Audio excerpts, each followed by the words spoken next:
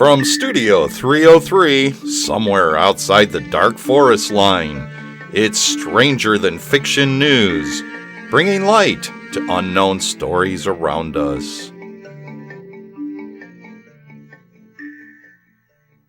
Tennessee woman bitten by a brown recluse spider allegedly finds dozens more in her apartment. A Brentwood, Tennessee woman who was recently treated for a brown recluse spider bite later found dozens more in her apartment, she claims. Angela Wright was rushed to the hospital, unable to walk and hallucinating after she was bitten by the spider in her apartment.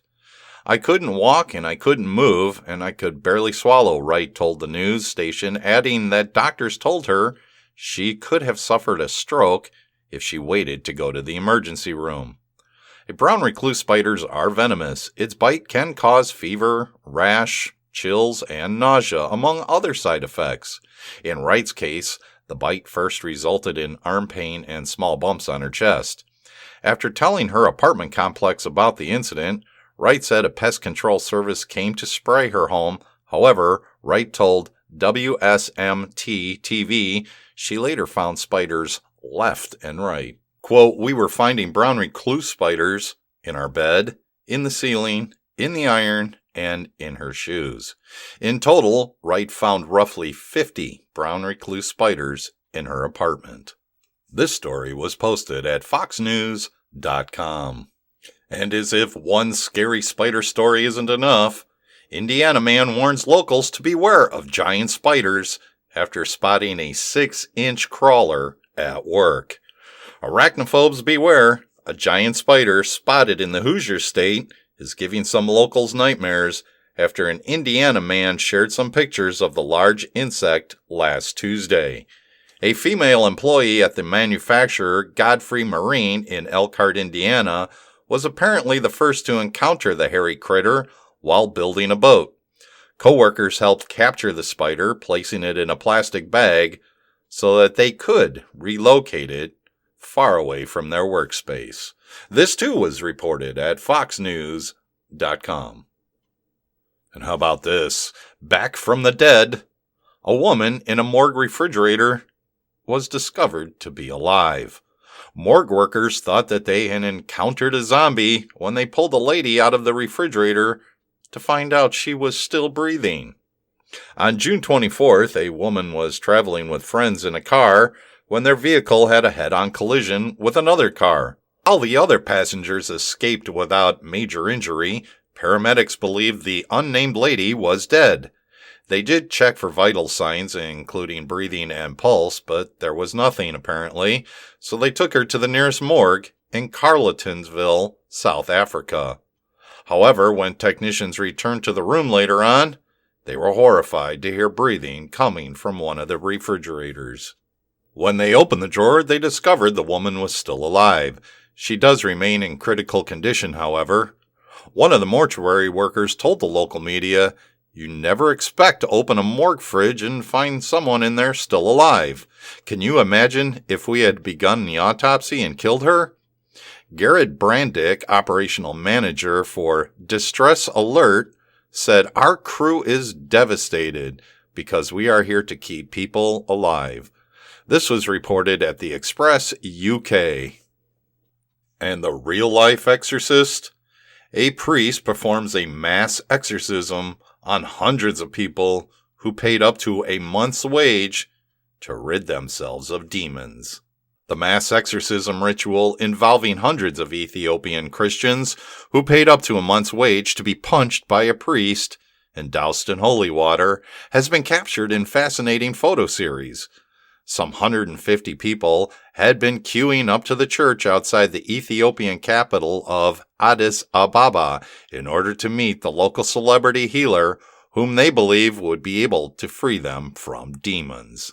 This was reported at the Daily Mail online.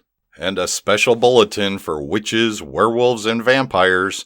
Prepare for the longest lunar eclipse of the century, and it's coming up this month. A total lunar eclipse will rise over the night sky this summer, and it will be the longest eclipse of the century according to NASA.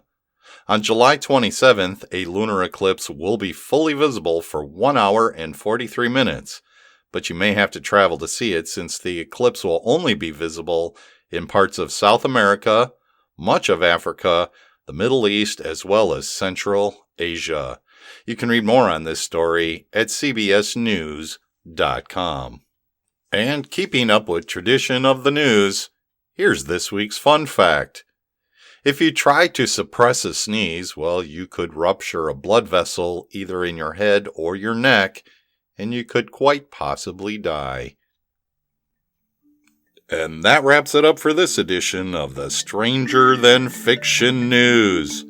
And now, let's head into the forest and across the creek to the Caravan of Lore.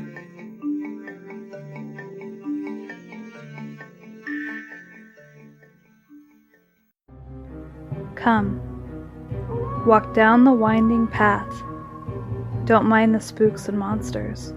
They stay hidden within the trees. There are mysteries in this world that you need to know, and paranormal truths that need to be told. Come, step up into the caravan while we share tales of old, as well as new accounts about things you thought only existed in your nightmares.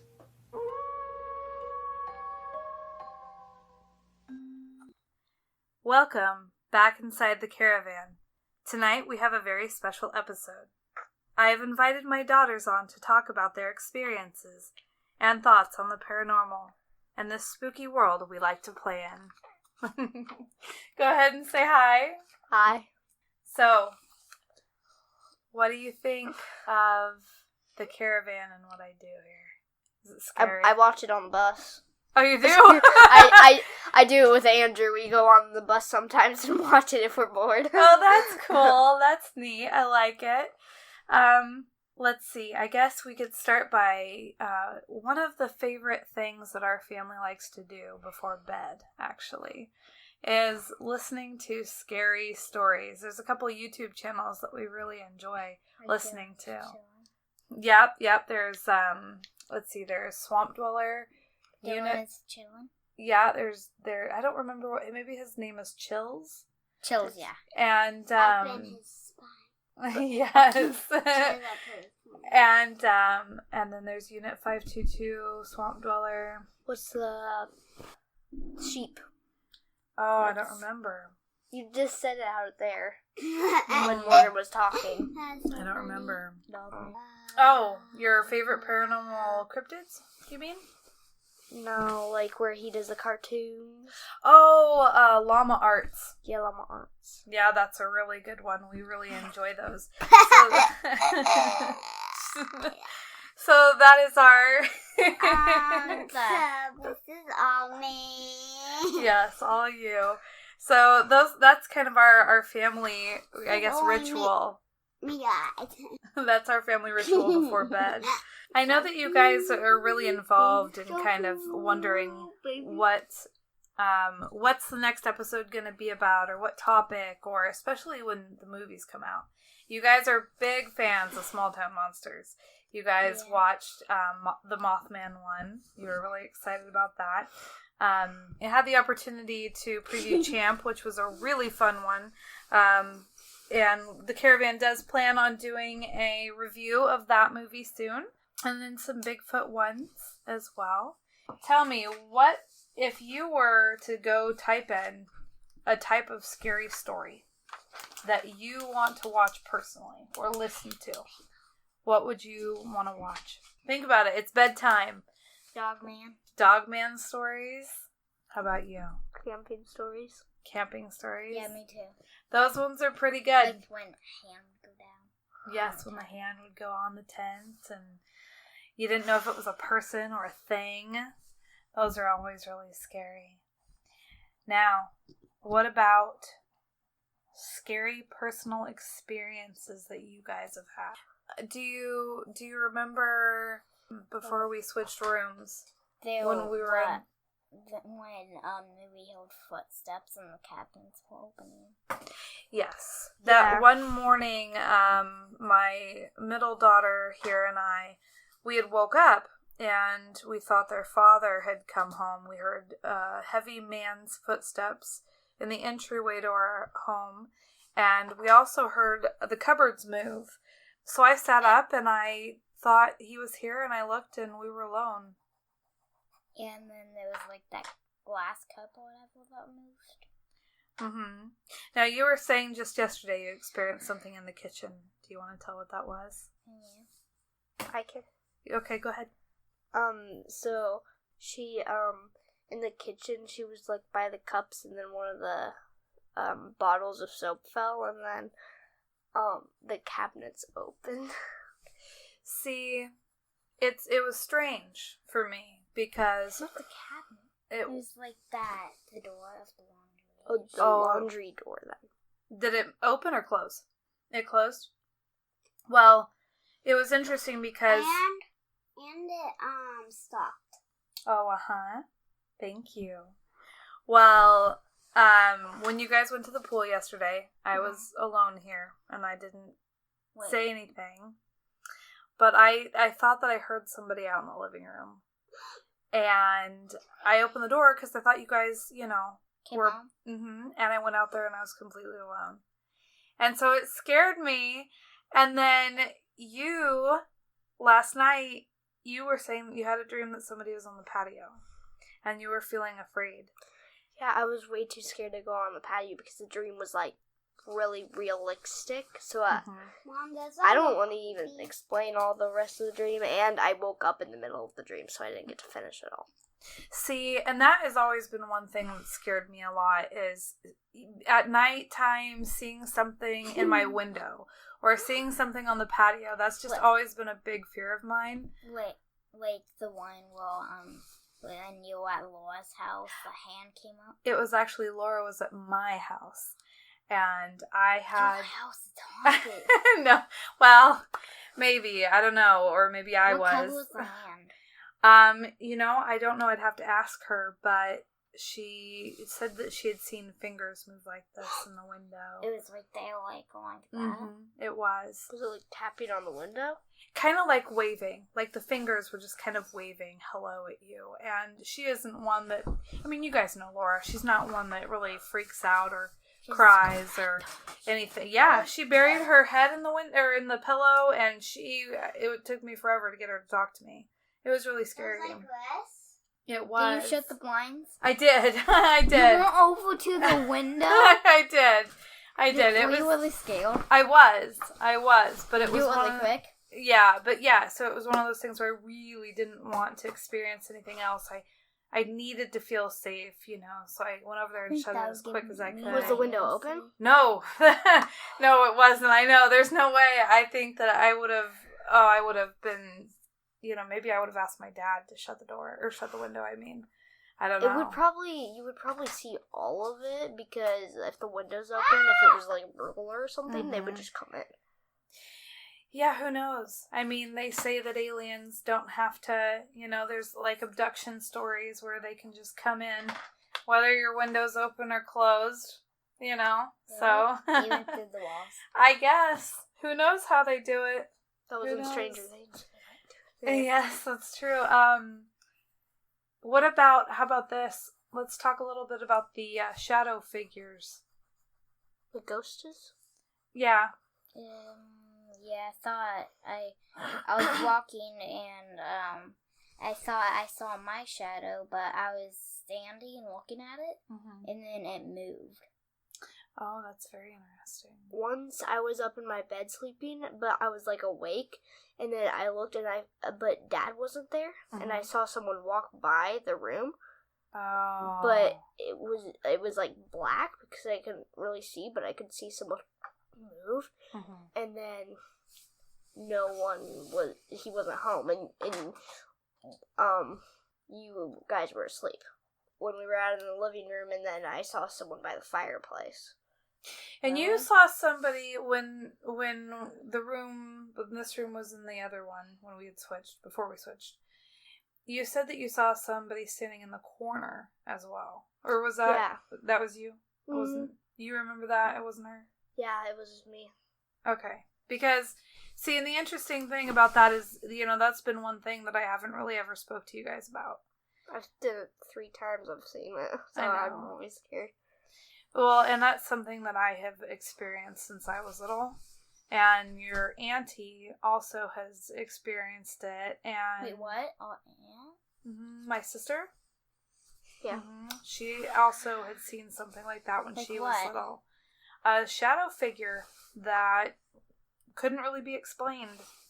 It was just the outline of kind of a man in a shadow form just standing there by her bed. Well, I thought you meant, like, not explained, like, it was all weird looking. Oh! Like, spikes or something. No. Like, No. Yeah, so, I mean, And the weird thing is, when I woke up over here, when I thought someone was sitting here, it didn't look like someone from our family. Oh, really? Now, this is a dream that you had yesterday? No, this isn't a dream. This is when I woke up and thought I saw someone sitting here. It was like, I didn't see all of them, but all I saw was a white dress, kind of. Oh, that's white weird. Okay, go on. And that was all. And I really could see. Mm-hmm. So I thought someone was sitting there, but That when reminds me of the girl with the hair. then Right. when I got up, I was like, Oh my god. like that, like that's how my expression was. So I ran out of the room, but then I stopped running when I was in the hallway because then I was trying to act normal. Right. And this was in the morning then. It wasn't at night or anything? Because when I kind of stared for a little while because I was like sleepy, so I was like, Right, is that just my waking up. imagination? But then I woke up more and I could still see it, so then I got scared and then ran out. Wow. But then when I came back to get my blanket, there was nothing there. How did it feel when you came back to get your blanket? Fine, I was like, I forgot about the whole incident, basically. When I get Here. scared, like, Wait, it was on the end of the bed? No, it was like here. Oh, Yeah, was I thought any I of saw it someone. hits, like... okay, I want to stop didn't- talking about this. Oh, okay. I didn't know. I don't know. Okay, what were you gonna say? Always when I'm scared, what heal is like, keep on running, don't look back. So even when I'm in the hallway, I still run. Yeah, I know what you mean. I do. There was one day... No. You know what Yes. I'm gonna ask about? No. Okay. Don't. Okay. Then we will That ask... freaks me out really Okay. bad. I'll have nightmares. Yes. Okay, we will save that one, listeners, for another time. You tell it when I'm not around. All right. You can walk out of the room. No, it's okay. It's okay. So yeah, no. Is there anything else that you guys want to share when it comes to your a favorite story, a favorite? Did you ever tell that story where you thought someone was like outside, like tapping on the window or something? Something like that? And Andrea was living here at the time? I was in the living room. You guys had went to bed. And I can't remember what had happened earlier that day. Like that. I do believe I had mentioned something about it, but I must have only made like a Facebook post or something. I don't think that I ever talked about it on a recording, but Was it? there was a very distinctive tap, like somebody's finger on the kitchen window. Like that? Yeah, Or if I exactly. were going to say a nail on the window. Oh no, it was like a finger tap, and it was very. It just seemed. It was just weird because, we're 2 stories up. There's no way that anybody can get there. There's no tree branch that can tap on the window. And then later on, I think something happened with the glasses that were over there. Like a glass either fell or like it sounded like it moved or something. haunted. What kind of stories would you like to hear more of from all the people that we listen to and the other people in our community that we've got into the fray? Vance is thinking about bringing back the acrylic ranch. With you? I would help him out on it. So How many taps did he hear on the window? I only heard maybe 3 at the very most. That's a lot. Mm-hmm. It is. You guys want to thank our lore folks for listening in to this week's show? Thanks. How about you? Thank you. Thanks. When we were like at Aubrey's house, Aubrey saw that there was like something at the window. It tapped or whatever. Yeah, she said that happened to her once. Oh, really? Yeah, and then she said... was that when she lived here? No. Oh. At her new place. And then she said once... I don't know if I've told you this, I probably have, but once there was like a picture frame of her like her sister's old grandma or something on the wall, and then she was like, I need some chapstick, and then the painting fell down, and then there's chapstick next to it. Huh. What an interesting story. And she was like, oh, chapstick. Huh. Very interesting. And it freaked me out so much that she said like, that. Here you go. You got because chapstick. her family believes in angels and all that, so that grandma was like her protector or something. Oh, yeah. Like her guardian or something. Guardian angel. That's probably why she gave her chapstick. There you go. That's a good story. I like it. Thank you for remembering that one. Well, let's also give a big shout out to a friend of the girls. His name is Andrew. They would watch the Caravan on the bus together on their way to school. And unfortunately, he had to move away from Oregon back to Texas. And yeah, we miss you. They miss playing with you. So guys, go ahead and say hi to him. Hi, I miss you. Thank you for subscribing, Andrew. We hope that you're having a wonderful time in Texas. All right, guys. I think we're going to wrap it up. No.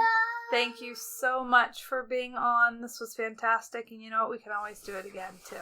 Yes. Bye. Okay. Bye. Bye.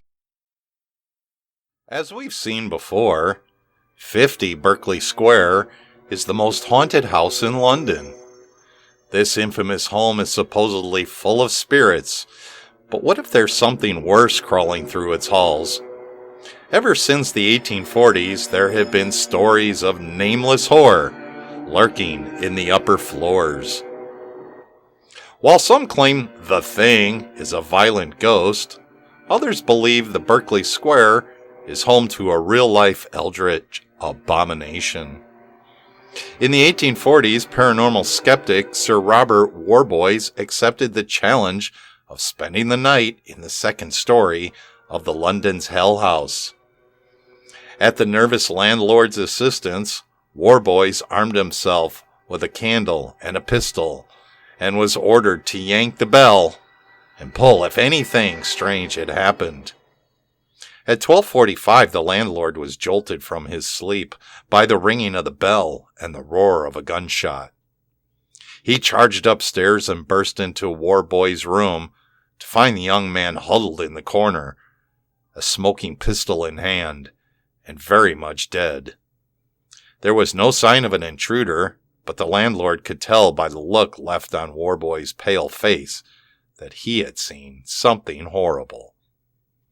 The second encounter took place in 1943, when two sailors named Martin and Blunden, both blokes, after a night of carousing, decided to spend the night in the abandoned house. They found a relatively dry and rat-free room upstairs, and it made a nice little fire and fell asleep on the floor. But after midnight, Blunden woke to the sound of creaking hinges, and sat up to see the bedroom door opening slowly. Petrified, he woke up Martin, and that's when they heard something wet, something slimy, dragging its way across the floor, slowly oozing towards them. Martin saw the creature, something he could only describe as hideous and monstrous.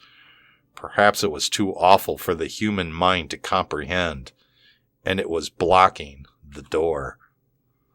The monster suddenly sprang towards Blunden, wrapping around the man's throat, choking the life out of him. Martin took off screaming and found a police officer patrolling the neighborhood. The cop was skeptical, but After searching the house, he found Blunden's body in the basement. The sailor's neck was broken, and his eyes were bulging out of his head. Obviously, a more plausible scenario would be that Martin murdered his friend, but then why would he make up such a pretentious story? And what about the numerous other sightings where witnesses describe seeing a massive, ferocious blob armed with tentacles? These things man was not meant to know, and it might be one of them that lives in 50 Berkeley Square.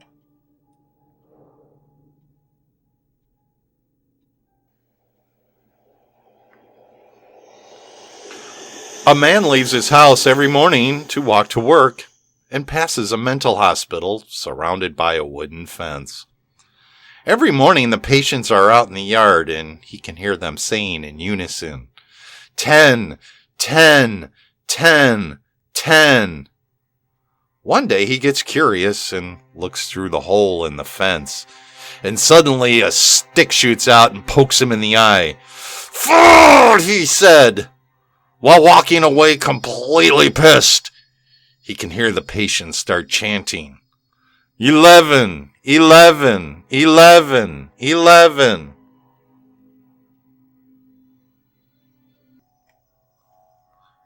When I was a child, my family moved to a big old 2-floor house with big empty rooms and a creaking floorboards. Both my parents worked, so I was often alone when I came home from school. One early evening, when I came home, the house was still dark. I called out, "Mom," and heard her in her singing voice say yes from upstairs. I called her again as I climbed the stairs to see which room she was in. Again, the same yes in reply. We were decorating at the time, and I didn't know my way around the maze of rooms, but she was in one of the far rooms down the hall. I felt a bit uneasy, but I figured that was only natural, so I rushed forward to see my mom, knowing that her presence would calm my fears, and my mother's presence always does. Just as I reached out for the handle of the door to let myself into the room, I heard the front door open downstairs and open. And my mother called out, "Sweetie, are you home?" in a cheery voice. I jumped back startled and ran down the stairs to her. But as I glanced back to the top of the stairs, the door to the room slowly opened just a crack for a brief moment, and I saw something strange in there. I don't know what it was, but it was staring right at me.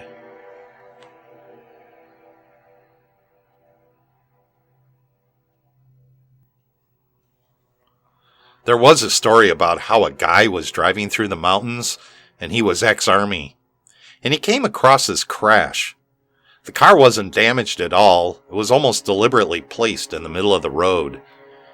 He drove past and saw 2 people laying in the road, and he pulls up in front of the crash, and then he looks back to see the people sat up, and then 20 or so eyes reflecting in the taillights from the surrounding bushes. He slammed on the gas and goes. This story does scare me because this kind of thing does happen with mountain tribes who are either cannibalistic or crazy.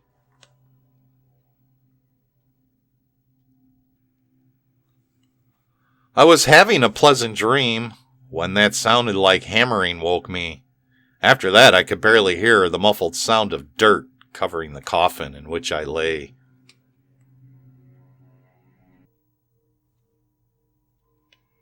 I woke up to hear knocking on the glass.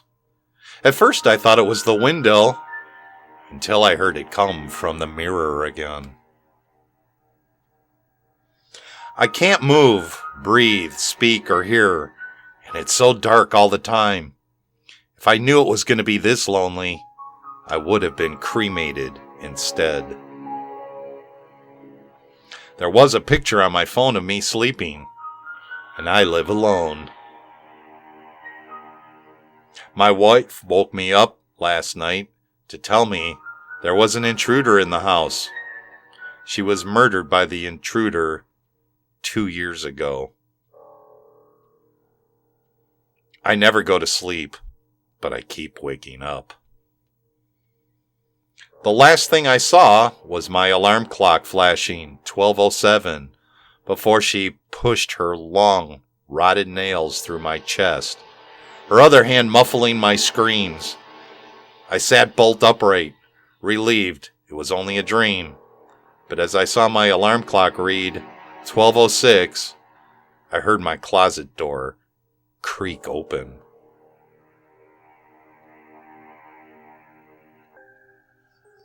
Now let me just share a little bit of personal insight while recording this episode. In one of the stories, I actually was listening to the playback. Right at the end of the playback, I heard a very loud electronic scream in my headphones. So I ripped them off my head and I went to the playback and I didn't hear the scream again. I don't know if I invite things in by reading these stories, but it was rather spine-chilling to me personally. I have no idea what caused it, considering the fact that I sit in a little soundproof booth, and there is nothing behind me. Just a little tale I thought I would share. Thanks for listening.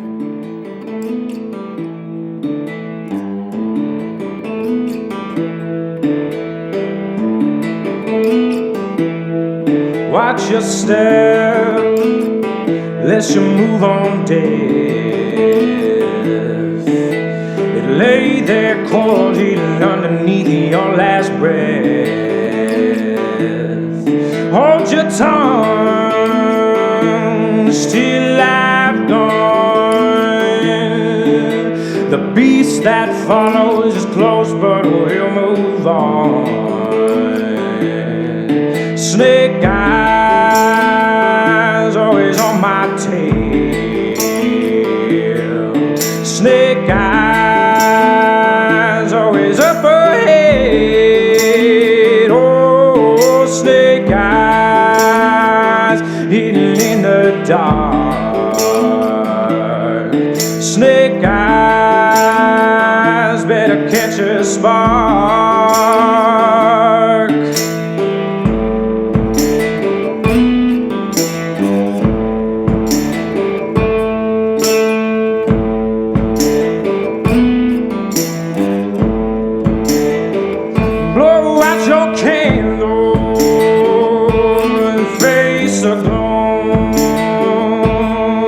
Stand strong in the midst of peril and impending doom.